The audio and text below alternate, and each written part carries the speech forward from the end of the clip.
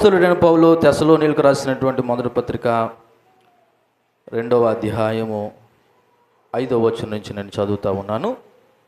మీరు ఎరిగి ఉన్నట్టు మేము ఇచ్చకపు మాటలైనను ధనాపేక్షను కప్పిపెట్టు వేషమునైనను ఎన్నడూ వినియోగింపలేదు. ఇందుకు దేవుడే సాక్షి. మరియు మేము క్రీస్తు యొక్క అపోస్తులమై ఉన్నందున అధికారము చేటుకు సమర్థులమై ఉన్నను. మీ వలనే కానీ ఇతర వలనే కానీ మనుషుల వలన కలుగు ఘనత మేమేమీ కోరలేదు. అయితే స్తన్యమిచ్చు తల్లి తన సొంత బిడ్డలను గారవించినట్లుగా మేము మీ మధ్యన సాధువులమై ఉంటిమి. మీరు మాకు బహుప్రియులై ఉంటిరి కనుక మీ యందు విశేషాపేక్ష గలవారమై దేవుని సువార్తను మాత్రము గాక మా ప్రాణములు కూడా మీకు ఇచ్చుటకు సిద్ధపడి ఉంటిమి. అవును సహోదరులారా, మా ప్రయాసను మా కష్టమును మీకు జ్ఞాపకం ఉన్నది కదా. మేము మీలో ఎవరికిని భారంగా ఉండకూడదని రాత్రింబగలు కష్టం చేసి జీవనము చేయుచు మీకు దేవుని సువార్తను ప్రకటించితిమి. ప్రార్థన చేద్దాం. పరమందున మా ప్రియ పరలోకపు తండ్రి, మా దైవమా, మీకు వందనాలు.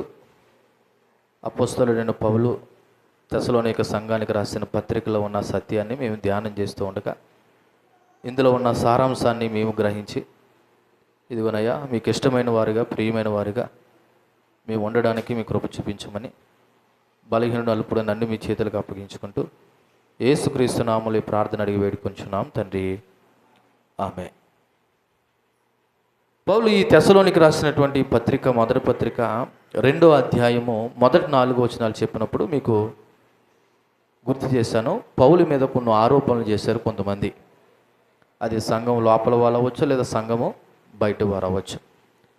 ఏమైనా ఆరోపణలు చేశారంటే, పౌలు మరి ధనాపేక్ష కలిగిన వాడే సేవ చేస్తున్నాడు, పేరు కోసం సేవ చేస్తున్నాడు, అతని సేవ అంతా మోసం, అబద్ధం, అతడు భయపడి పారిపోయాడు అని కొన్ని ఆరోపణలు చేస్తే మొదటి 4 వచనాల్లో పౌలు ఆ ఆరోపణలను ఖండిస్తూ మా బోధ కపటమైనది కాదు, మా బోధ అపవిత్రమైనది కాదు, మా బోధ మోసయుక్తమైనది కాదు, మేము దేవుని వలన యోగ్యులమని ఎంచబడిన వారమై మనుషులను సంతోషపెట్టేవారుగా కాకుండా దేవులను సంతోషపెట్టేవారుగానే మేము ఏం చేసాము, సేవ చేసామని చెప్పిన ఆ పౌలే దాన్ని కంటిన్యూస్గా ఈ 12వ వచనం వరకు కూడా పౌలు తన సేవా విధానాన్ని ఏ విధంగా చేశాడు, లేదా తన పరిచర్యను ఏ విధంగా తెస్సలోనిక సంఘానికి అందించాడన్న విషయాన్ని మరి బోధిస్తూ ఉన్నాడు. సో ఆ బోధనలో లేదా ఆ యొక్క సేవా పరిచర్యలో మరి తనకు స్వార్థ ఉద్దేశాలు కానీ లేవని ఖండిస్తూ, ఒక పాలిచ్చు తల్లి తన పిల్లల్ని ఎంత గౌరవిస్తుందో నేను కూడా సంఘం పట్ల ఆ విధంగా ప్రవర్తించాననే విషయాన్ని మరి ఈ చదవబడిన లేఖనాల్లో లేదా వచనాల్లో మనకి తెలియపరచబడుతూ ఉంది. ఒకసారి మనము 5వ వచనాన్ని చదువుదాం. మీరు ఎరిగి ఉన్నట్టు అని రాయబడి ఉన్నది. మీరు అంటే ఇక్కడ తెస్సలోనిక సంఘం. పౌలు ఎవరిని సాక్షులుగా పెడుతున్నాడంటే తన మీదకు వచ్చిన ఆరోపణలకి సంఘాన్ని సాక్ష్యంగా పెడుతున్నాడు. సో మీరు ఎరిగి ఉన్నట్టు పౌలు చేసిన పరిచర్యను ప్రత్యక్షంగా చూసిన వారు ఎవరంటే తెస్సలోనిక సంఘం. మీకు గత వారం గుర్తు చేశాను, ఒక సేవకునిగా నా సాక్ష్యం గురించి బయట వారికి తెలియకపోయినా ఎవరికి తెలుస్తుంది? మొదట నా ఇంట్లోనే నా భార్యకి తెలుస్తుంది. అలాగే ప్రత్యక్షంగా నా పరిచర్య విధానాన్ని చూస్తున్న సంఘమైన మీకు తెలుస్తుంది. కాబట్టి ఇప్పుడు పౌలు మీదకు వచ్చిన ఆరోపణలను ఖండిస్తూ దానికి సాక్షులుగా ఎవరిని పెడుతున్నాడంటే ఆయన ఎవరినో పెడతలేదు. ఎక్కడైతే పరిచర్య చేశాడో, ఏ ప్రాంతానికైతే పరిచర్య చేశాడో, ఏ సంఘానికైతే పరిచర్య చేశాడో ఆ సంఘాన్ని సాక్షులుగా పెడితే ఏమంటాడంటే మీరు ఎరిగి ఉన్నట్టు అని మాట్లాడుతున్నాడు. ఎందుకంటే పౌలు పరిచర్య ఏ విధంగా చేశాడో తెస్సలోనిక సంఘస్థులు కల్లారా చూశారు కాబట్టి. ఓకేనా? సరే, ఇప్పుడు తర్వాత చూడండి. మీరు ఎరిగి ఉన్నట్టు మేము ఇచ్చకపు మాటలైనను అని రాయబడి ఉన్నది. ఏ మాటలండి? ఇచ్చకపు మాటలు అనే మాటకు అర్థం ఇంగ్లీష్లో ఫ్లాటరీ అంటారు. అంటే మరి ముఖస్థుతి లేదా పొగడతలు. ముఖస్థుతి లేదా పొగడతలు. ఎందుకంటే పురాతన కాలంలో ముఖ్యంగా పౌలు పరిచర్య చేసిన ఆ సమయంలో మరి చాలామంది బోధకులు లేదా మత గురువులు జనాల్ని ఆకర్షించడానికి ఏం చేసేవారంటే వాళ్ళ గుణాలని, వాళ్ళ ధనాన్ని, లేదా వారి పేరు ప్రఖ్యాతల్ని ఇవన్నీ కూడా పొగిడేవారు అనమాట. ఎవరు? ఆనాడి మత బోధకులు కొంతమంది ఏం చేసేవారంటే జనాల్ని ఆకర్షించడానికి వాళ్ళలో ఉన్న గుణాలు, మంచివి అయితే మంచివి ఏం చేసేవారంటే పొగిడే విధంగా ముఖస్తుతి చేసే విధంగా మాట్లాడేవారు. నిజానికి అది చాలా మోసపూరితం. ఏంటంటే చాలా మోసపూరితం. ఎందుకని? ఉదాహరణకి ఇప్పుడే మిమ్మల్ని ఒక హెచ్చరిక చేశానా? ఆ హెచ్చరిక ఉద్దేశం ఏంటి? మరలా మీరు అలాగా చేయకూడదని. ఇప్పుడు అది నేను తెలుసుండి కూడా హెచ్చరించలేదనుకో, మిమ్మల్ని నేను ఏం చేస్తాను తెలుసా? మోసం చేస్తున్నాను. ఎందుకని? మీరు పాపంలో ఉన్నా సరే నేను హెచ్చరించకపోతే, వెళ్ళకూడని చోటకు సరే మరి వెళ్ళినా సరే నేను హెచ్చరించకపోతే ఎవరిని మోసం చేస్తానంటే సంఘమైన మిమ్మల్ని నేను మోసం చేసిన వాడిని అవుతాను. కానీ ఆనాడు కొంతమంది మత గురువులు ఏం చేసేవారంటే అవతల వాళ్ళని మోసం చేస్తూ వాళ్ళ లోపాలని చెప్పకుండా వాళ్ళని పొగిడేవారు, లేదా వాళ్ళని ప్రశంసించేవారు, లేదా వాళ్ళ యొక్క గుణాలను ఏం చేశారంటే ఎత్తి చూపించేవారు. కానీ పౌలు అలాగే చేయలేదు. నేను ఇచ్చకపు మాటలైనను మాట్లాడలేదు అంటున్నాడు. కారణం ఏంటంటే పౌలుకి తెలుసు ఆ విధంగా మాట్లాడడం వల్ల జరిగే నష్టమేటో. యోబు భక్తుడు కూడా తన అనుభవంలో నుండి ఒక మాట ఈ విధంగా మాట్లాడాడు. ఒకసారి చూడండి, యోబు గ్రంథము 32వ అధ్యాయము 22వ వచనం కూడా చూడండి. యోబు భక్తుడు ఏమంటున్నాడు? 32వ అధ్యాయము 22వ వచనం. ముఖస్తుతి చేయుట నా చేత కాదు, అట్లు చేసిన ఎడల నన్ను సృజించిన వాడు నన్ను ఏం చేస్తాడండి? శీఘ్రముగా నిర్మూలన చేయను. అంటే ఏంటి శీఘ్రముగా? అంటే వెంటనే నన్ను ఏం చేస్తాడు? ముఖస్తుతి చేయడం నాకు చేత కాదు. ఒకవేళ చేశాననుకో, నన్ను సృజించిన వాడు అంటే నన్ను నిర్మించిన వాడు, నన్ను పుట్టించిన వాడు నాకేం చేస్తాడంటే మరి శీఘ్రంగా ఆపదను కలుగు చేస్తాడు అన్నాడు. కాబట్టి ఒక వ్యక్తి పాపంలో ఉంటే తప్పకుండా ఏం చేయాలంటే ఆ వ్యక్తికి మనము గద్దించాలి, బుద్ధి చెప్పాలి. ఒకవేళ మంచి పొగడ్తలు అయితే ఒకవేళ చెప్పకపోయినా పర్లేదు, కానీ తప్పు అయితే మాత్రం కంపల్సరీ ఏం చేయాలి? చెప్పాలి, సరిచేయాలి.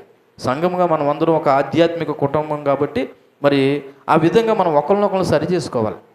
అలా కాకుండా పాపంలో ఉన్న జరే మనం అలా చెప్పకుండా ఉన్నామంటే అవతల వాళ్ళని మనం మోసం చేసినట్టు అవుతుంది. అందుకే పౌలు ఆ రకమైన బోధ చేయలేదు అంటున్నాడు. నేను ఇచ్చకపు మాటలతో కూడిన బోధ చేయలేదు. మరి ఎలా చేశాడంటే ఆయన స్పష్టంగా సత్యాన్ని కఠినంగా కూడా చెప్పాడు. అవసరమైతే స్పష్టంగా సత్యాన్ని చెప్పాడు, అవసరమైతే కఠినంగా కూడా ఏం చేశాడు? చెప్పాడు. ఏమి చెప్పాడు? పాపము మానుకోండి, పాపానికి తీర్పు ఉంది, జ్ఞాపకం చేసుకోండి, ఒకవేళ మార్పు చెందితే పరలోకం ఉందనే విషయాన్ని సత్యాన్ని ఉన్నట్టుగా పౌలు భక్తుడు తెస్సలోనిక సంఘానికి చెప్పాడు. దానికి సాక్ష్యం ఎవరంటే తెస్సలోనిక సంఘమే. రెండోది ఏమంటున్నాడు? 5వ వచనంలోనే ఏమంటున్నాడు? ధనాపేక్షను కప్పిపెట్టు వేషమునైనను ఎన్నడూ వినియోగింపలేదు అంటున్నాడు. అంటే ఏంటి? పౌలు మీద ఒక ఆరోపణ వచ్చింది కదా, ఏమని? పౌలు ధనాపేక్షతో ధనం గురించి ఏం చేస్తున్నాడు?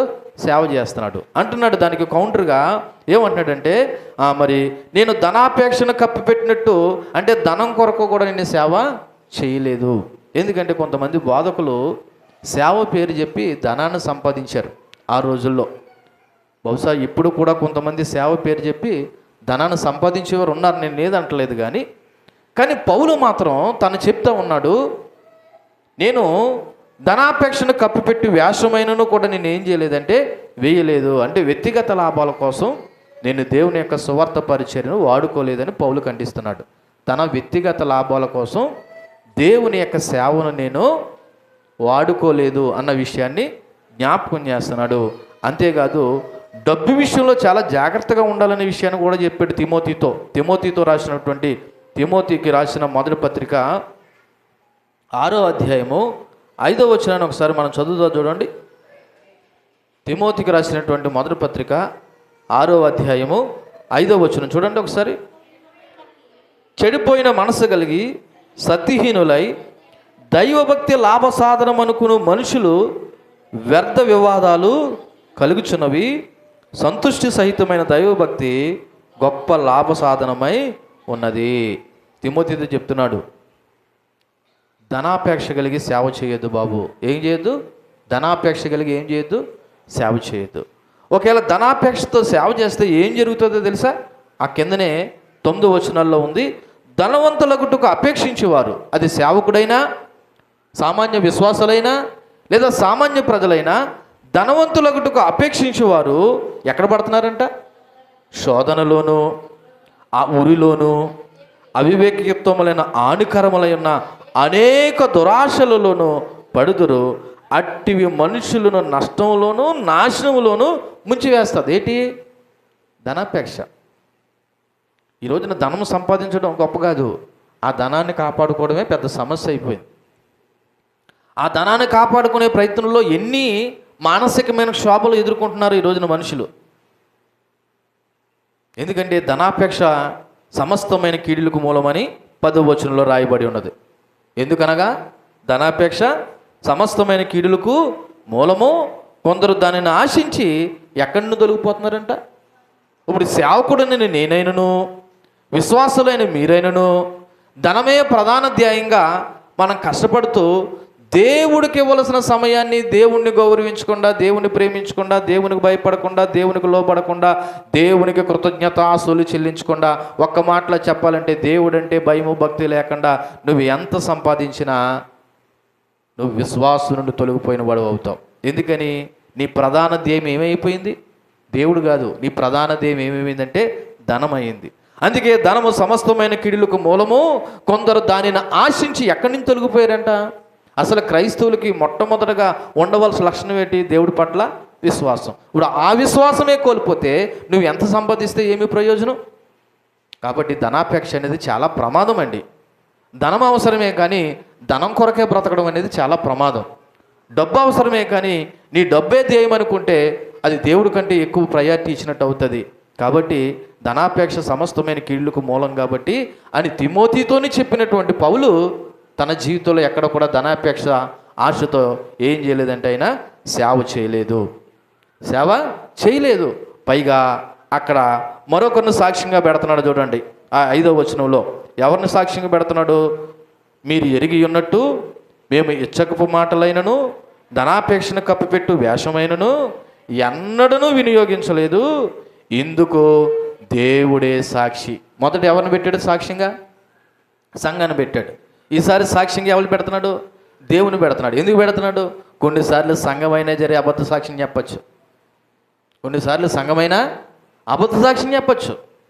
కానీ దేవుడు మాత్రం అబద్ధమాడ నేరడు. ఆయనకు అబద్ధము చేత కాదు.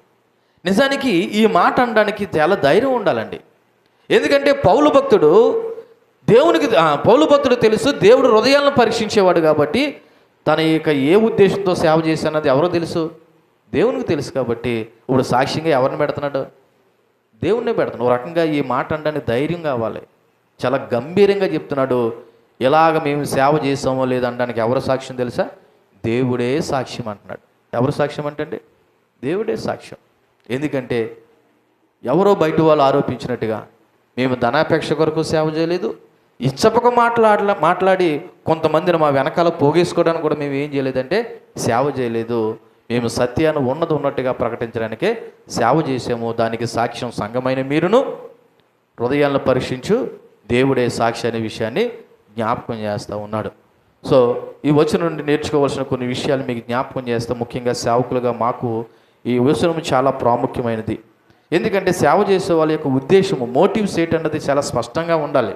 ఎందుకంటే మరి సేవ మనుషుల యొక్క ఆనందం కొరకు చేస్తున్నామా, దేవుని సంతోషపరచడానికి చేస్తున్నామా అన్నది. ఎందుకని ఆ ముందు వచనంలోనే 4వ వచనంలో అన్నాడు, మేము మనుషులను సంతోషపెట్టేవారిగా సేవ చేయట్లేదు కానీ హృదయాలను పరీక్షించు దేవుణ్ణే సంతోషపెట్టేవారిగా మేము ఏం చేస్తున్నాం.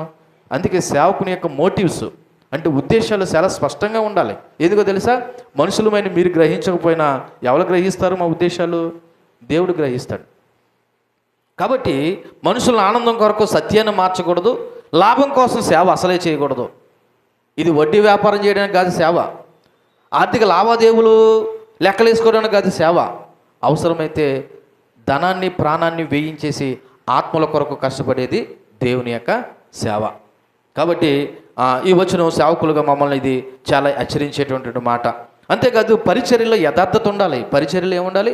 యథార్థత. ఎందుకంటే మరి దేవునికి మరియు ఇతరులకు మనం చేసే సేవలో యథార్థత, చిత్తశుద్ధి ముఖ్యం. ఏదో ఆశించి సేవ చేస్తే స్వార్థం అవుతుంది, ఏమీ ఆశించకుండా సేవ చేస్తే అది నిజమైన సేవ అవుతుంది.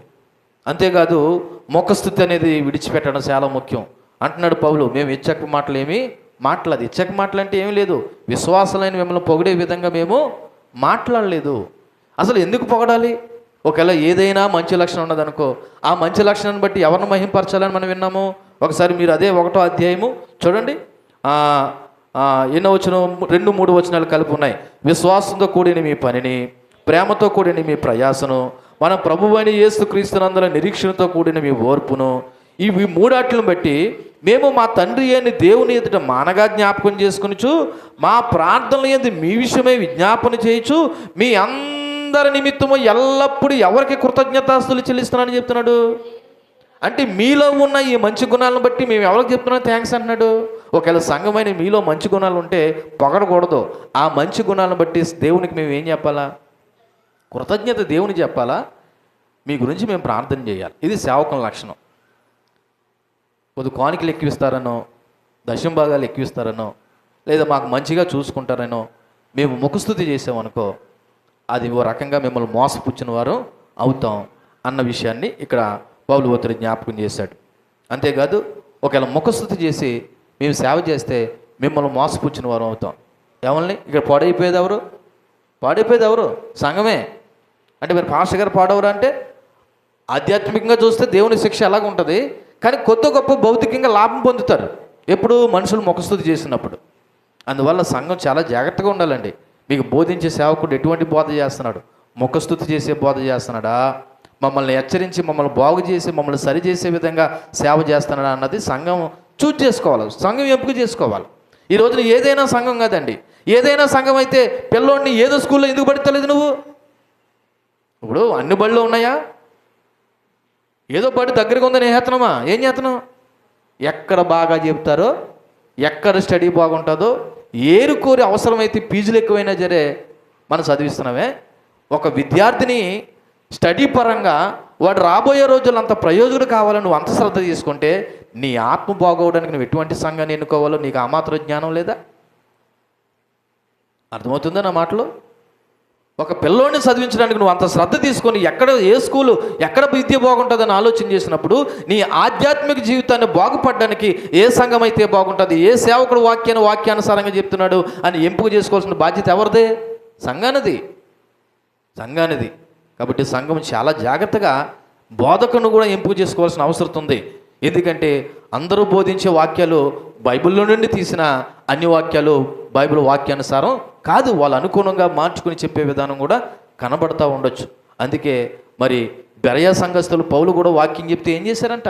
ఆ గ్రంథంలో ఉన్నది ఉన్నట్టుగా చెప్తున్నాడా లేదని ఎవరిని టెస్ట్ చేశారంట? పౌలునే టెస్ట్ చేశారంట. అది సంఘము ఎంపిక ఆ విధంగా ఉండాలి. కాబట్టి ముఖస్తుతి బాగానే చేస్తున్నాడు పాస్టర్ గారు, మమ్మల్ని బాగానే పొగుడుతున్నాడు, మాకు బాగానే సోపు రాస్తున్నాడు అనుకుంటే ఎవరు మోసపోతారు? మీరే మోసపోతారు. కాబట్టి చాలా జాగ్రత్తగా మీరు ఆలోచన చేయాలి. అలాగే సేవకులను వాళ్ళైనా లేదా విశ్వాసులైనా మరి ధనాపేక్ష విషయంలో చాలా జాగ్రత్తగా ఉండాలి. ఎందుకంటే భౌతిక లాభాల కోసం దేవుని విడిచిపెట్టొద్దు. అలాగే భౌతిక లాభాల కోసం దేవుని సేవను మాలాటోలు వ్యర్థంగా కూడా చేయకూడదని ఈ యొక్క 5వ వచనం మనకి జ్ఞాపకం చేస్తూ ఉంది. చూడండి, 6వ వచనాన్ని నేను గుర్తు చేస్తూ ఉన్నాను. 6వ వచనం మరియు అని మొదలుపెట్టాడు. మరియు అంటే ఏంటి? ఇంతవరకు చెప్పినది వాటితో పాటు అదనంగా ఇంతవరకు ఏం చెప్పాడు పౌలు? మా బోధ కపటమైనది కాదు, మా బోధ అపవిత్రమైనది కాదు, మా బోధ మోసయుక్తమైనది కాదు, అలాగే మేము మనుషులను సంతోషపెట్టట్లేదు, అలాగే మీరు ఎరిగి ఉన్నట్టు ఇచ్చక మాటలో మాట్లాడట్లేదు, ధనాపేక్ష కలిగిన వారే కూడా మేము సేవ చేయట్లేదు, వీటన్నిటికీ సాక్షి మీరు దేవుడు అని చెబుతూ దాన్ని కంటిన్యూస్గా మరియు అని చెప్తున్నాడు. ఏంటంట? ఈ 6వ వచనంలో మరియు అని చెప్పిన మాట చూడండి. మేము అన్నాడు. మేము అంటే ఎవరు ఇక్కడ? పౌలు అండ్ టీము. తెలుసు, తిమోతి, శీల పౌలుతో పాటు ఉన్నారు. సో మేము క్రీస్తు యొక్క అపోస్తులమై ఉన్నందున అని మొదలెట్టాడు. అంటే తన అధికారాన్ని ఇక్కడ గుర్తు చేస్తున్నాడు. ఏమంటున్నాడంటే క్రీస్తు యొక్క అపోస్తులమై ఉన్నందున. ఈ మాట చాలా అధికారంతో చెప్తున్నాడు. కారణం ఏంటంటే ఈ అధికారం మనుషులు ఇవ్వలేదు పౌలుకి. ఎవరిచ్చారు? సాక్షాత్తు దేవుడే ఇచ్చాడు. ఒకసారి మనము అపోస్తుల కార్యాలు 9వ అధ్యాయము 15-16 వచనాలు చదువుదాం. ఈ అధికారం పౌలుకి ఎవరిచ్చారన్నది అక్కడ రాయబడి ఉన్నది. అపోస్తుల కార్యాలు 9వ అధ్యాయము 15వ వచనం చదువుతున్నాను. అందుకు ప్రభువు నీ వెళ్ళుము, అన్యజనుల ఎదుటను రాజుల ఎదుటను ఇశ్రాయేలు ఎదుటను నా నామాన్ని భరించడానికి ఇతడు నేను ఏర్పరచుకున్న సాధనమై ఉన్నాడు. ఇతడు నా నామం కొరకు ఎన్ని శ్రమలు అనుభవింపవలనో నేను ఇతనికి చూపుదునని అతనితో చెప్పాడు. అతను ఎవరంటే ఒకసారి మీరు చూడండి, ఎవరు చూడండి, 10వ వచనం చదువుతున్నాను. దమస్కులో అననీయ అని ఒక శిష్యుడు ఉన్నాడు. ప్రభు దర్శనం అననీయతో అన్నాడంట. అననీయ అని పిలవగా అననీయ అన్నాడంట, ప్రభువా ఇదిగో నేను ఉన్నానని అన్నాడంట. అందుకు ప్రభు అన్నాడంట, నువ్వు లేచి తిన్నదనబడిన వీధికి వెళ్ళి యోదావాని ఇంటి వాడిన తార్సువాడైన సౌలను వాడు ఉన్నాడు, అతడు విచారించుము, ఇదిగో అతడు ప్రార్థన చేయించున్నాడంటే అననీయ అన్నాడంట, అననీయను నాకు ఒక మనుషుడు లోపలికి వచ్చి తాను దృష్టి పొందినట్లు తల మీద చేతులుంచుడు చూచి ఉన్నాడని చెప్పాను. అందుకు అననీయ అన్నాడంట, ప్రభువా ఈ మనుషుడు యెరూషలేములోను నీ పరిశుద్ధులకి ఎంత కీడు చేసి ఉన్నాడో అతని గురించి అనేకులు వాళ్ళు వింటినని అననీయ ఎవరికి చెప్తున్నాడు? దేవుడు చెప్తున్నాడు. ఆ పౌలు అనేవాడు ఎటువంటివాడు నీకు తెలుసా? మీ సంఘం అనబడుతున్న వాడిని హింసించడానికే పనిగా పట్టుకుని బయలుదేరాడు. అటువంటి వాడి దగ్గరికి వెళ్ళమంటావా నన్ను అని అంటే దేవుడు ఏమన్నాడు తెలుసా? అతడు నా నామాన్ని భరించడానికి నేను ఏర్పరచుకున్న సాధనమై ఉన్నాడని పౌలు గురించి చెప్పాడంటే ఈ అధికారం ఎవరిచ్చారు ఇప్పుడు పౌలుకి? దేవుడు ఇచ్చాడు. ఆ మాటనే చెప్తా ఉన్నాడు. ఎక్కడ మనం చదివినటువంటి తెస్సలోనికి రాసిన పత్రికలో 6వ వచనంలో అంటున్నాడు, మరియు మేము క్రీస్తు యొక్క అపొస్తలులమై ఉన్నందున. మేము ఎవరేమన్నాం?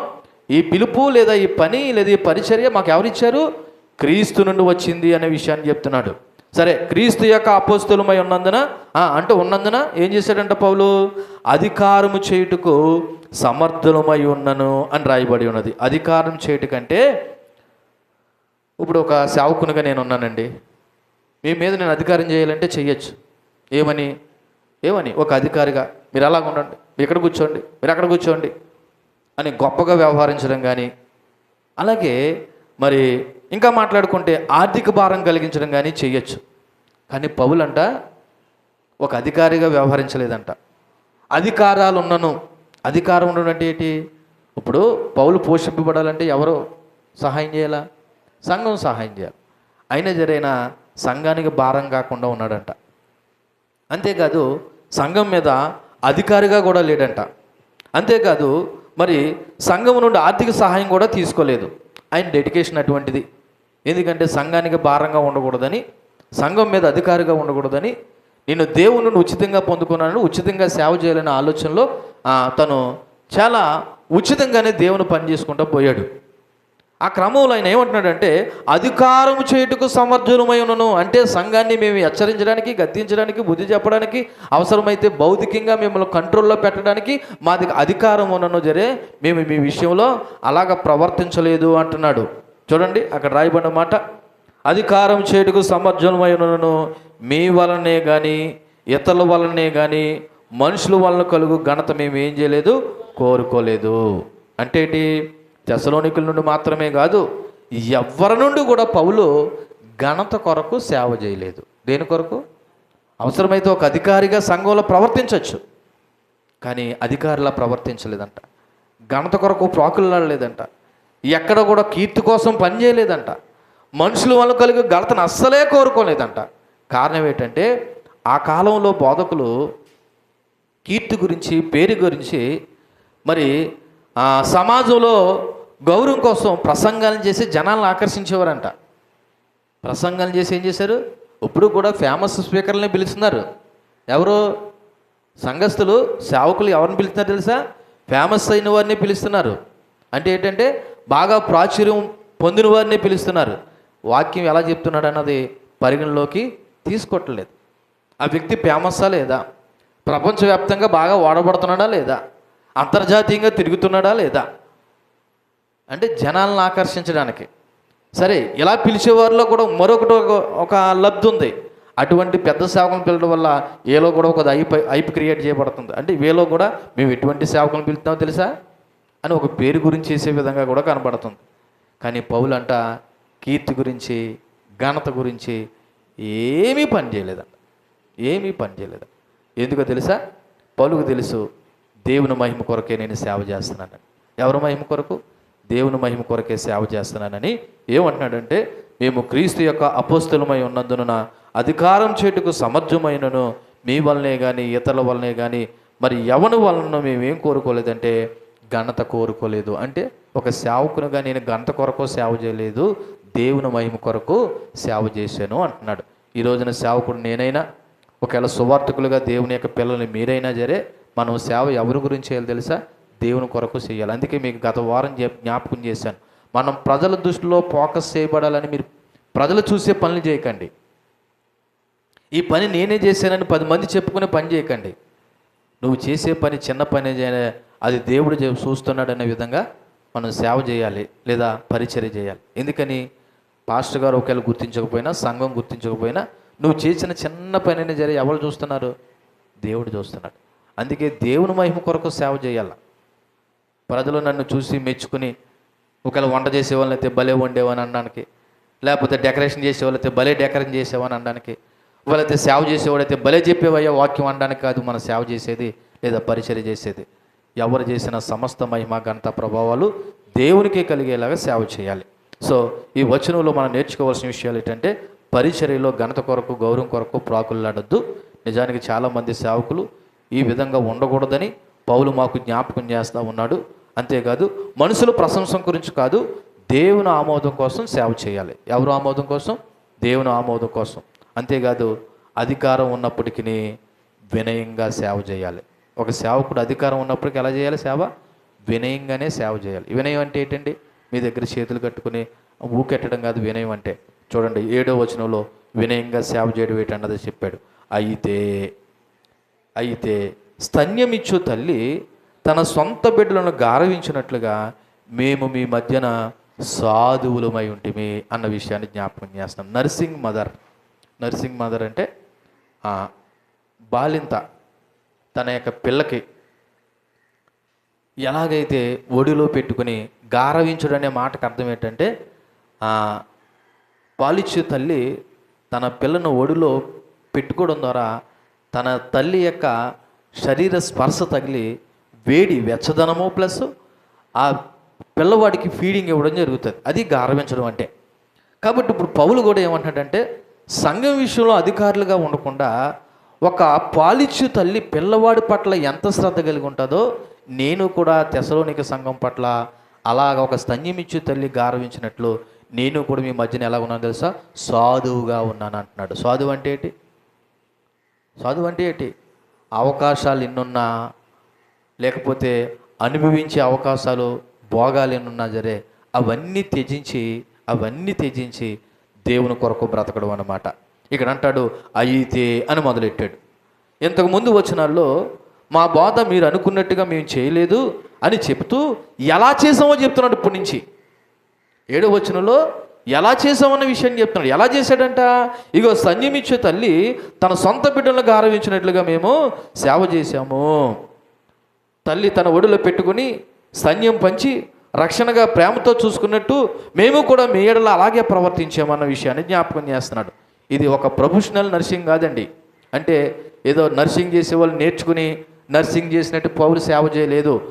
తన తల్లి పిల్లల పట్ల ఎంత సహజమైన ప్రేమ చూపిస్తుందో అంతే సహజమైన ప్రేమతో పౌలు కూడా తెసలోనిక సంఘం పట్ల ప్రవర్తించాను లేదా ఆ ప్రేమ చూపించాను అంటున్నాడు. అక్కడ సాధువై ఉంటిమి అనే మాట వాడాడు. అంటే కాపరి పరిచర్యలో ఈ లక్షణం చాలా ప్రాముఖ్యమైనది. ఎందుకంటే సంఘానికి బాసులాగా కాపరు ఉండకూడదు. సంఘానికి బాస్ ఎవరు? దేవుడు. సంఘానికి కాపర్ అంటే కాసేవాడు, కాపలా కాసేవాడు. అంటే నాలాటాడు కూడా యజమాని ఉన్నాడు. కాబట్టి ఏ సేవకుడైనా సంఘం పట్ల బాసులాగా వ్యవహరించకుండా ప్రభు అంటాడు కదా, నేను పరిచర్య చేయించుకోవడానికి రాలేదు, ఏం చేయడానికి వచ్చాను? పరిచర్య చేయడానికే వచ్చాను అంటున్నాడు. ప్రభువే ఆ విధమైనటువంటి మాదిరి చూపించినప్పుడు సేవకులు అనబడుతున్న వారు కూడా సంఘం విషయంలో సాధువులవే ఉండాలనే విషయాన్ని ఇక్కడ జ్ఞాపకం చేస్తున్నాడు. ఈ లక్షణము క్రీస్తు స్వభావానికి చాలా దగ్గరగా ఉంది. ఒకసారి చూడండి, మత్తయి సువార్త 11వ అధ్యాయము 29వ వచనంలో ఈ మాట ప్రభువారు స్పష్టంగా మనకు తెలిసిన మాటే. 28వ వచనం, ప్రయాసపడి భారం మోయుచున్న సమస్త జనులారా నా యొద్దకు రండి, నేను మీకు విశ్రాంతి కలుగజేతును. నేను సాత్వికుడను, అంటే నేను సాధువును, దీన మనసు గలవాడిని, మీ మీద నా కాడి ఎత్తుకుని నా యొద్ద నేర్చుకోండి అన్న విషయాన్ని అక్కడ దేవుడు జ్ఞాపకం చేస్తాడు.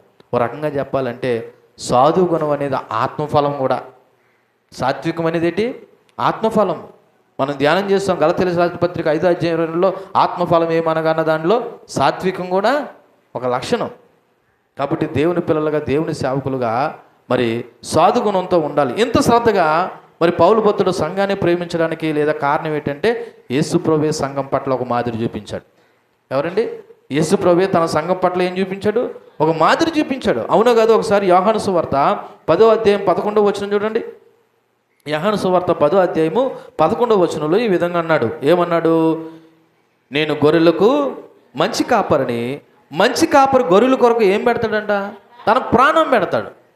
మరి యేసుప్రభు సంఘం పట్ల అంత మాదిరి చూపించినప్పుడు అదే యేసుప్రభు పరిచర్య చేస్తున్న పౌలు కూడా ఇప్పుడు ఎవరిని ఫాలో అవ్వాలి? ఆ యేసుక్రీస్తుని ఫాలో అవ్వాలి. అందుకే నేను మీ మధ్యన అధికారం చేయడానికి సమర్థులమై ఉన్నాను. మీ మధ్యన మేము ఎలాగ ఉన్నాం తెలుసా? సాధువులుగా ఉన్నాము. పైగా స్తనిమిచ్చు తల్లి తన పిల్లవాడిని గారవించినట్లుగా మీ మధ్యన మేము ఆ విధంగా బ్రతికేము అన్న విషయాన్ని పౌలు భక్తుడు సంఘానికి జ్ఞాపకం చేస్తూ ఈ మాటను తెలియపరుస్తున్నాడు. కొన్ని సందర్భాల్లో ఇలా చూడండి, ఆ స్తన్యమిచ్చు తల్లి అనగా పాలిచ్చి తల్లి తన పిల్లకి లేదా పిల్లాడికి ఫీడింగ్ అవ్వాలంటే ఆ తల్లి ఆరోగ్యకరమైన ఆహారం తినాలి, పౌష్టికాహారం తినాలి. అందుకే అంగన్వాడీలో మరి బాలింతలకు పౌష్టికాహారం ఎందుకు ఇస్తున్నారంటే బిడ్డకి ఆ రకమైనటువంటి ఆహారం అందివ్వాలని. ఇప్పుడు పాలిచ్చే తల్లే సరైన ఆహారం తినలేదనుకో ఆ బిడ్డలు ఏమైపోతారు? బక్కచిక్కిపోరా?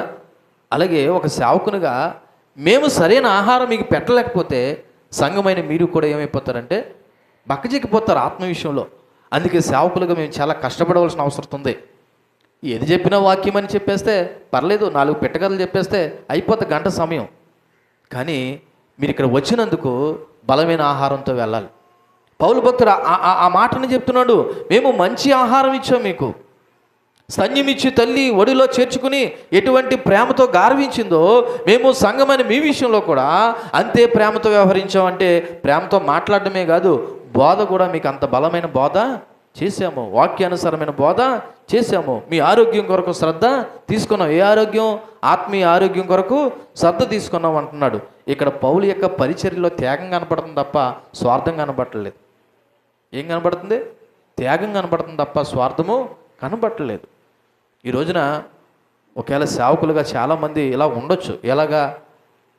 మాకు కావాల్సిన జీతం మాకు వస్తుంది, ఇంక సంఘంతో నాకు పనేటి, చెప్పినా చెప్పకపోయినా పర్వాలేదు అనుకుంటే ఒకవేళ భౌతికపరమైన జీతం ఏమో కానీ దేవుడి దగ్గర నుండి అసలు సిసలైన జీతం పొందుకోవాలంటే వాక్యంగానే ఏం చేయాలా? ప్రకటించాలి. పౌలు ఎక్కడ కూడా తన యొక్క సువార్త ప్రకటనలో రాజీ పడలేదు. తెస్సలోనికీ విశ్వాసులు అప్పుడే కొత్తగా జన్మించారు కాబట్టి వాళ్ళని పసిపిల్లలుగా చూసుకున్నాడు తప్ప వాళ్ళ మీద కఠినమైన బాధ్యతలు ఆదేశాలు కాకుండా మృదువైన సంరక్షణ అవసరమని వారి మీద అధికారంతో కాకుండా తల్లిలాగా ప్రేమతో చూసుకున్నాడు తెస్సలోనిక సంఘాన్ని. అందుకే ఏమన్నాడు అక్కడ? స్తన్యమిచ్చు తల్లి మీ ఏమన్నాడు 7వ వచనంలో? సొంత బిడ్డలను గారవించినట్లుగా మేము మీ మధ్యన సాధువులమై ఉన్నామని అంటున్నాడు. అంటే ఈ మాట మనకి పరిచర్యలో మృదుత్వము తల్లి యొక్క ప్రేమను కనుపరచాలి అన్న విషయాన్ని చెప్తుంది. పరిచర్యలో ఏముండాలి? మృదుత్వము, తల్లి ప్రేమను అనగా తండ్రి ప్రేమను కనుపరచాలి.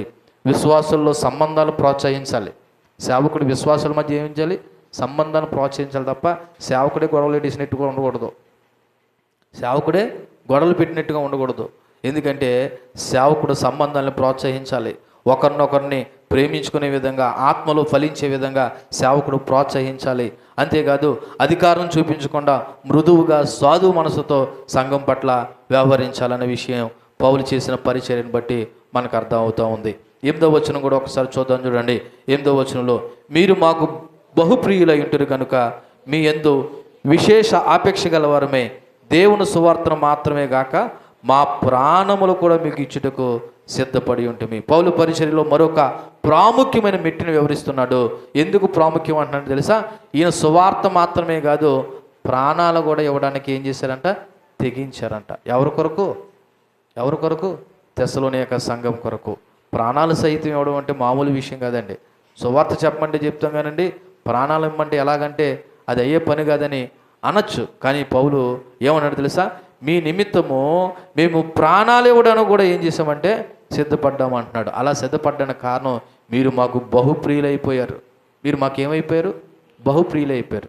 ఇక్కడ ఒక విషయాన్ని సంఘం అని మీకు చెప్తాను చూడండి. తెస్సలోనిక సంఘం పౌలుకి బహుప్రియులయ్యారంటే ఇప్పుడు సంఘం ఎలా ప్రవర్తించిందో ఒకసారి ఆలోచన చేయండి. ఎలా ప్రవర్తించింది?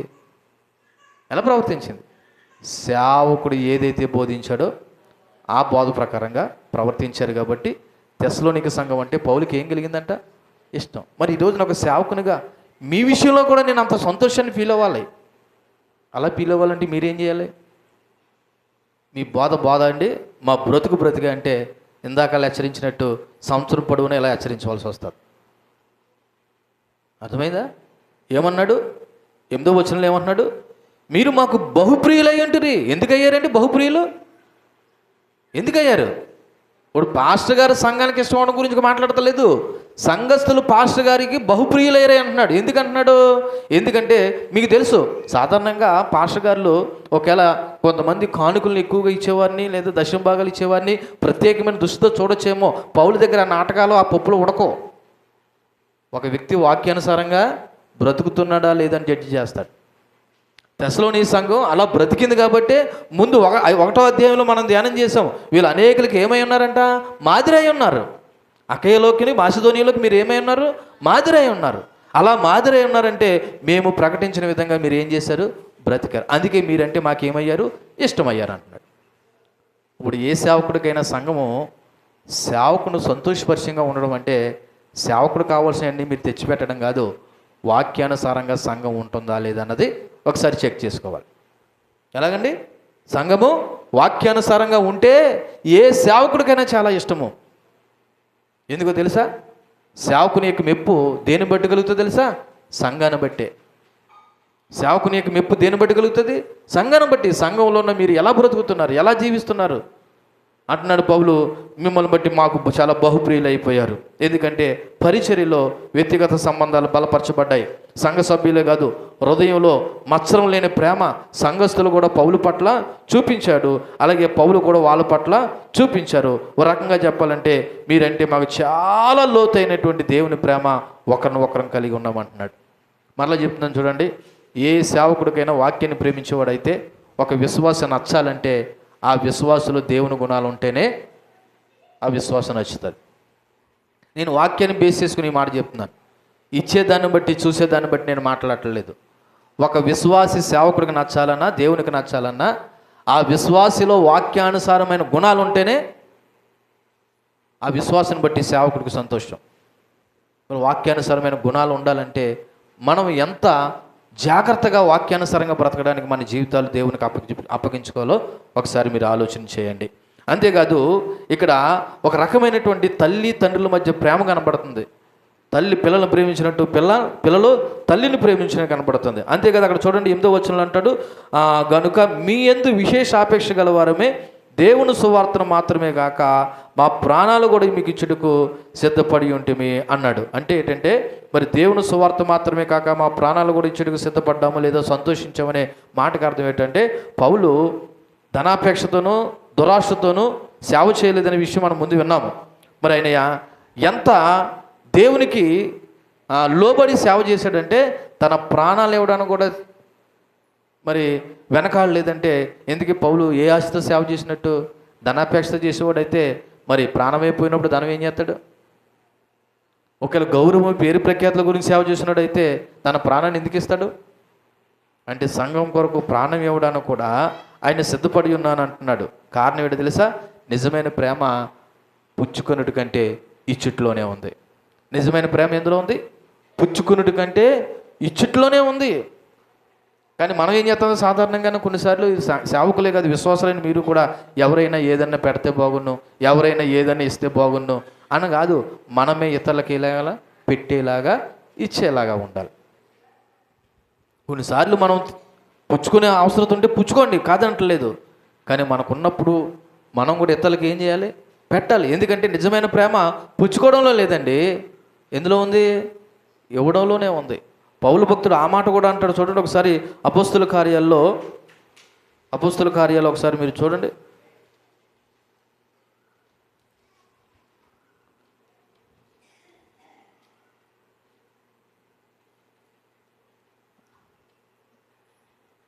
ఇరవయో అధ్యాయము 35వ వచనం, మీరును ఇలాగూ ప్రయాసపడి బలహీనలను సంరక్షించవలననియు పుచ్చుకొనుడు కంటే ఇచ్చుడు ధన్యమని ప్రభువని యేసు చెప్పిన మాటలను జ్ఞాపకం చేసుకున్న వాళ్ళని అన్ని విషయాల్లో మీకు మాదిరి చూపితనని చెప్పాడు. నిజానికి ఈ మోడల్ ప్రభువైన యేసుక్రీస్తుది. అదే మోడల్ పౌలు చూపిస్తున్నాడు. అదే మోడల్ ఈ రోజున సేవకులు అనబడుతున్నవారు, దేవుని పిల్లలు అనబడుతున్నవారు పుచ్చుకోవడం కాదు, ఇవ్వడము నేర్చుకోవాలి.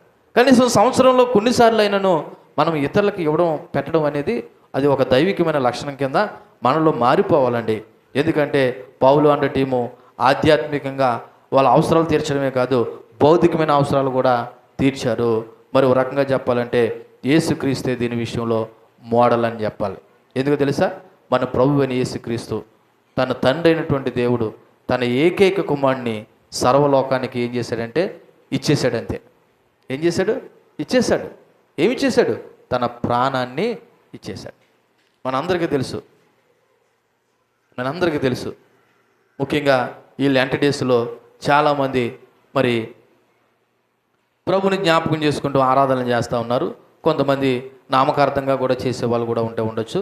కానీ ఈ యొక్క 40 రోజుల యొక్క ఉద్దేశంలో ఒక ఉద్దేశాన్ని నేను జ్ఞాపకం చేస్తున్నాను. దేవుడు మన కొరకు ఏమైపోయాడు తెలుసా? త్యాగం అయిపోయాడు. ఆయన మన దగ్గర పుచ్చుకోలేదు, తానే తన ప్రాణాన్ని మన కొరకు ఏం చేశాడు? ఇచ్చేశాడు. అందుకే పుచ్చుకున్నడు కంటే ఇచ్చుడు మేలని ఎందుకంటున్నానంటే యేసు ప్రభు ఆ మోడల్ చూపించాడు కాబట్టి పౌలు అదే మోడల్ని ఫాలో అవుతూ ఉన్నాడు. దేవుని పిల్లలుగా మనం కూడా ఏం చేయాలి? అదే మోడల్ ఫాలో అవుతూ ఉండాలి. ఏమిటి అదే మోడల్ అంటే? పుచ్చుకోవడం కాదు, ఇవ్వడం కూడా అలవాటు చేసుకోమనే విషయాన్ని చెప్తున్నాను. మీరు అనొచ్చు, మా దగ్గరే లేవు పాస్టర్ గారని. మరి నీ దగ్గర ఎప్పుడు ఉంటాయి చెప్పండి. నేను సింపుల్గా ఒక మాట చెప్పనా? నీ వ్యక్తిగత అవసరాలు అర్జెంట్ అయితే అప్పు చేసుకుని ఎలాగైతే నీ అవసరాలు తీర్చుకుంటున్నావో, అవసరమైతే ఇతరులకు సహాయం చేయడానికి అప్పు చేశానా? నువ్వు అప్పులు పాలయ్యేంత సహాయం చేయొద్దు. చిన్నప్పైనా జరే పక్కడు అవసరం తీర్చబడుతుందంటే సహాయం చేయి. ఎందుకంటే ఇది దైవికమైన లక్షణం అండి. సేవకులుగా మాకైనా విశ్వాసులుగా మీకైనా ఇవ్వడం అనేది మనకి ఆశీర్వాదకరం. కారణం ఏంటంటే తండ్రి అయిన దేవుడు తన ప్రభువైన యేసుక్రీస్తుని మనందరి కొరకు ఇచ్చినట్టు మనము కూడా ఇతరుల కొరకు ప్రాణం ఇవ్వకపోయినా పర్లేదు, కానీ మనకున్న దాంట్లో ఇతరులకు సహాయం చేయడం అనేది చాలా ప్రాముఖ్యమైనది. సో ఈ వచనంలో నుండి మనం నేర్చుకోవాల్సిన విషయం ఏంటంటే మరి పరిచర్యలో మరి దేవుని యొక్క ప్రేమ త్యాగము మరి అందమైన క్రీస్తు కుటుంబాన్ని వివరిస్తుంది. పరిచర్యలో ఒకరినొకరిని ఏం చేసుకోవాలా? గౌరవించుకోవాలి. తెస్సలోనిక సంఘం అంటే పౌలుకి ఇష్టమైంది, పౌలు అంటే తెస్సలోనిక సంఘానికి ఇష్టమయ్యారు. కారణం ఏంటంటే పౌలు చెప్పినట్టు సంఘం నడుచుకుంది. అలాగే సంఘం యొక్క ప్రవర్తన బట్టి పౌలు కూడా ఏం చేశాడు? సంతోషించాడు. అక్కడ ఒక అందమైన క్రీస్తు ఆధ్యాత్మిక కుటుంబం ఏర్పడ్డది. అందుకే సంఘం అంటే నువ్వు వేరు నేను వేరు కాదు, ఇది ఒక పెద్ద కుటుంబం. అది క్రీస్తు కుటుంబం. దేవుడు కూడా మనందరినీ ఒక అవయవాలుగా పోల్చడం జరిగింది. కాబట్టి ఈ క్రీస్తు కుటుంబంలో ఒకరినొకరు మరి దేవుని ప్రేమ కలిగి అవసరమైతే ఒకరి అవసరాలు ఒకరు కూడా ఏం చేసుకోవాలి? తీర్చుకోవాలి. అలాగే బోధకులుగా ఈ వచనం మాకు చాలా గొప్ప మాదిరిని ఇస్తుంది. ఎందుకంటే నిజమైన సేవ ప్రేమతో మాత్రమే ఫలవంతం అవుతుంది. దేనితోనూ? ప్రేమతో మాత్రమే. యేసు ప్రభు ప్రేమతోనే దాన్ని ఆయన తన దైవత్వాన్ని చూపించాడు. ప్రేమతోనే చనిపోయాడు. ఆయన ప్రేమతోనే ఈ లోకాన్ని జయించాడు, ప్రేమతోనే మరణాన్ని జయించాడు. అందుకే ఏ పరిచర్య అయినా, ఏ సంబంధమైనా, ఏ బంధుత్వమైనా ప్రేమే చాలా ముఖ్యమైనది. ఏ ప్రేమ? దేవుని యొక్క ప్రేమ. కాబట్టి సందేశం ఇవ్వటం కాదు, తనను తాను ఇతరులకు ఇచ్చుకోవడమే అసలు సిసలైన సేవ. సందేశం ఇవ్వడం ముఖ్యం కాదు, తనను తాను ఇతరులకు ఇవ్వడం ముఖ్యమైన సేవ. యేసు ప్రభువారు సందేశాలు ఇచ్చిపోలేదు, తనను తాను ఇచ్చుకుని పోయాడు. యేసు ప్రభువారు ఓన్లీ కొండ మీద ప్రసంగాలు మాత్రమే చేశాడా? తను ఏ ఉద్దేశంతో నిమిత్తమైతే ఈ లోకానికి వచ్చాడో తనను తాను ఇచ్చుకుని పోయాడు. ఒక సేవకులుగా మేము కూడా చెప్పేవారుగా ఉండడం కాదు, చేసేవారుగా ఉండాలి. విశ్వాసులుగా మీరు కూడా వినేవారుగా మాత్రమే కాదు, విన్న దాన్ని పాటించేవారుగా కూడా ఉండాలనే విషయాన్ని జ్ఞాపకం చేస్తున్నాడు. చివరిగా ఆ 9వ వచనం చదివి నేను ముగిస్తాను. చూడండి 9వ వచనం. అవును సహోదరులారా, మా ప్రయాసను కష్టమును మీకు జ్ఞాపకం ఉన్నది కదా. మేము మీలో ఎవరికైనాను భారంగా ఉండకూడదని రాత్రింపగళ్ళు కష్టం చేసి జీవనం చేయొచ్చు మీకు దేవుని సువార్తను ప్రకటించితిమి. తన యొక్క లేదా తన మీదకు వచ్చిన ఆరోపణలను ఖండిస్తూ పౌలు భక్తుడు ఏ విధంగా పరిచర్య చేశాడన్న విషయాన్ని 7వ వచనంలో ఏం చెప్పాడు? స్తన్యమిచ్చు తల్లి గారవించినట్లుగా మీ మధ్య సాధులమై ఉన్నాము అని చెప్పి 8వ వచనంలో ఏం చెప్పాడు? మీరు మాకు బహుప్రియులై ఉన్నారు కాబట్టి అవసరమైతే మా ప్రాణాలు ఇవ్వడానికి కూడా మేము ఏం చేశాము? సిద్ధపడి ఉన్నామని చెప్పాడు. ఇప్పుడు 9వ వచనంలో ఏం చెప్తున్నాడు తెలుసా? నేను సేవ ఏ విధంగా చేశాము, లేదా మా పరిచర్య ఏ విధంగా చేశామంటే అక్కడ చెప్తున్నాడు, అవును సహోదరులారా, మా ప్రయాస మా కష్టం మీకు జ్ఞాపకం ఉంది కదా. తెస్సలోనిక సంఘంతో అంటున్నాడు, మేము ఎలా కష్టపడ్డామో తెలుసా? ఎలా కష్టపడ్డారంట? అక్కడ రాయబడిన మాట, రాత్రింపగలు కష్టం చేసి జీవనము చేయుచు మీకు దేవుని సువార్త ప్రకటించితిమి. చూడండి పౌలు యొక్క డెడికేషన్. రాత్రింపగలు కష్టపడుతుంటే ఇంక పడుకోలేదా కాదు, ఎన్ని గంటలు కష్టపడాలో అన్ని గంటలు కష్టపడ్డారు. పగలంతా సువార్త చెప్పారు, రాత్రి మన భాషలో చెప్పాలంటే నైట్ డ్యూటీ చేసి లేదా ఓవర్ డ్యూటీ చేసి జీవనోపాధి నిమిత్తం, బ్రతకడం నిమిత్తము, సంఘానికి భారం కాకూడదని, సంఘానికి ఇబ్బంది కలిగించుకోకూడదని బహుశా పౌలుకి డేరాలు కుట్టడం వచ్చు కాబట్టి ఆ వృత్తి చేశాడో, లేకపోతే వాళ్ళకి చేతనైన పని చేసి దేవుని యొక్క సువార్తని ప్రకటించామనే విషయాన్ని ఇక్కడ జ్ఞాపకం చేస్తున్నాడు. ఇక్కడ పౌలు యొక్క త్యాగపూరితమైన సేవ కనబడుతుంది. ఏ పూరితమైనది? త్యాగపూరితమైన సేవ. ఎందుకంటే సాధారణంగా ఏ సేవకులమైన సంఘం మూలంగా మీరు ఇచ్చే మరి అది ఏదైనా కానివ్వండి, దాని మూలంగా సేవకుడు బ్రతుకుతూ ఉంటాడు. అది ఒక రకంగా వాక్యం కూడా సమర్థిస్తుంది. ఎందుకంటే నూర్చేటి ఎద్దుకి మూతికి చెక్కము పెట్టకూడదు. ఎందుకంటే నూర్చేటప్పుడు గేదె కానీ ఆవు కానీ ఏం చేస్తుంది? ఆటోమేటిక్గా ఎంతో కొంత తింటుంది. సేవకుడుగా మరి సేవ చేస్తున్నందుకు సంఘం మూలంగా బ్రతుకుడు మాట వాస్తవమే. కానీ ఇక్కడ పౌలు యొక్క డెడికేషన్ ఏంటంటే ఆ సంఘాన్ని కూడా భారంగా ఉండకూడదని తన రాత్రింబగలు ఏం చేశాడంట? కష్టపడి సేవ చేసాము. దానికి ఎవరో కాదు సాక్ష్యము, ఓ తెస్సలోని సంఘమా, అవును సహోదరులారా, మీకు జ్ఞాపకం ఉన్నది కదా అన్న విషయాన్ని ఇక్కడ సంఘంతో మాట్లాడుతూ ఉన్నాడు. రాత్రింపగలు పనిచేసి, అనగా మరి రాత్రి పగలు చాలా గంటలు పనిచేసి మరి వాక్యాన్ని వాళ్ళు పగలంతా ప్రకటించి రాత్రి జీవనోపాధం కోసం పనిచేశారు. ఎందుకు ఇలా సేవ చేశారంటే ఎవ్వనికి భారం కాకూడదనట. అక్కడ రాయబడిన మాట చూడండి 9వ వచనంలో, అవును సహోదరులారా, మా ప్రయాసను కష్టమును మీకు జ్ఞాపకం ఉంది కదా, మేము మీలో ఎవ్వరికైనా భారంగా ఉండకూడదని. భారంగా ఉండకూడదని ఏంటి? ఇప్పుడు పౌలు అనబడుతున్న 3 లేదా 4 వాళ్ళందరూ కూడా ఇప్పుడు సంఘం పోషించాలి. ఒకళ్ళంటే పోషించడం కొద్దిగా పర్లేదేమో, కానీ మీరు అందరినీ పోషించాలంటే సంఘాన్ని కూడా ఎలాగుంటుంది? ఇబ్బందిగా ఉంటుంది. కాబట్టి బహుశా ఆర్థిక భారం లేకుండా పౌలు మరి సంఘం ద్వారా తీసుకునే హక్కు ఉన్నప్పటికీ పౌలు అలా చేయలేదంట. స్వయం సమృద్ధిగా తన చేతులతో తానే కష్టపడి దేవుని సువార్తను ప్రకటించాడు. ఎవరి సువార్తను? దేవుని యొక్క సువార్తను ప్రకటించాడు. శ్రమల మధ్యలో కూడా దేవుని సువార్తను కొనసాగించాడు. పౌలు ఈ విధంగా మాట్లాడడానికి కారణం ఏంటంటే పౌలు లాభాల గురించి సేవ చేయలేదని చెప్తూ మరి దాన్ని రుజువుగా సేవలో తన యొక్క త్యాగాన్ని జ్ఞాపకం చేస్తున్నాడు. సేవలో తన యొక్క త్యాగాన్ని జ్ఞాపకం చేస్తున్నాడు. సో ఈ మిగిలిన 3 వచనాలు కూడా పౌలు ఏ విధంగా పరిచర్య చేశాడనే విషయాన్ని జ్ఞాపకం చేస్తున్నాడు. నిజానికి 12 వచనాలు సేవకులుగా మేము బలపరచబడడానికి సేవా విధానానికి సంబంధించిందైనా దేవుని పిల్లలుగా మీరు కూడా మరి దేవుని యొక్క పిల్లలుగా మనము కూడా సమాజానికి ఏ విధమైన సేవ చేయాలన్నది కూడా ముఖ్యమే. ఎందుకో తెలుసా? మరి గత వారం జ్ఞాపకం చేస్తాను, ఇప్పుడు జ్ఞాపకం చేస్తున్నాను. సేవా బాధ్యత ఓన్లీ పాస్టర్ గారి మీదే లేదు. ఎవరి మీద ఉంది? సంఘం మీద ఉంది. మీకు ఎప్పుడు చెప్పే మాటే, గొర్రెలను కంటాయి, కాపరి జస్ట్ వాచ్ చేస్తాడంతే. సంఘమైన మీరు ప్రభుని ఎరిగారు కాబట్టి మీరే అనేకలను ప్రభు దగ్గరికి ఏం చేయాలి? నడిపించాలి. అలా నడిపించాలంటే ఇగో ఇటువంటి త్యాగపూరితమైన లక్షణాలు మనలో కూడా ఉండాలి. మేమెందుకు త్యాగం చేస్తామండి? మేమెందుకు సహాయం చేస్తామండి? మేమెందుకు అవతల వాళ్ళకి మేము మేలుకరంగా ఉండాలి అంటే, నువ్వు దేవుని పిల్లవాడవైతే, దేవుని బిడ్డవైతే దేవుని వాక్యం చెప్పినట్లు మనం ఇతరులకు ప్రయోజనకరంగా ఉండాలి. దేవునికి మహిమ కలుగును గాక. ఇతరులకు సహాయం చేసేవారుగా ఉండాలి. ఇతరులకు దీవెనకరంగా ఉండాలి. ఇతరులకు మేలు చేసే విధంగా ఉండాలి. అవసరమైతే మనం త్యాగం చేసైనా కొన్ని మానుకుని నాకు తెలిసిన దైవజనుడు ఒక ఆయన డిసెంబర్ మాసంలో ఇతరులకి ఏదో ఒక విధంగా సహాయం చేయాలని వాళ్ళ ఖర్చులు తగ్గించుకొని, వాళ్ళ రోజులో భోజనాలు కూడా తగ్గించుకొని ఆ డబ్బును పోగేసి ఇతరులకు సహాయం చేసే సేవకులు కూడా ఉన్నారు. కాబట్టి దేవుని పిల్లలుగా, దేవుని సేవకులుగా మనం కూడా అటువంటి లక్షణాలు కలిగి ఉండడం అనేది అది మనకి ఆశీర్వాదకరం. కాబట్టి ఇటువంటి త్యాగపూరితమైన సేవ మేము చేసామని పౌలు భక్తుడు జ్ఞాపకం చేస్తున్నాడు. అటువంటి సేవ నేను చేయాలి, సేవకులు అనబడుతున్న వారు అందరూ చేయాలి, దేవుని పిల్లలు అనబడుతున్న వారు మీరు కూడా చేయాలి. అటువంటి దైవోత్తమైన సేవ మనం అందరము చేయుదుముగాక. ఆమేన్. ప్రార్థన చేద్దాం. కళ్ళు మూసుకోండి. చెప్పబడిన వాక్యాన్ని బట్టి ఒకసారి దేవుని స్తుతిస్తూ ఆరాధిస్తూ ఆయన కృపను వేడుకుందాం.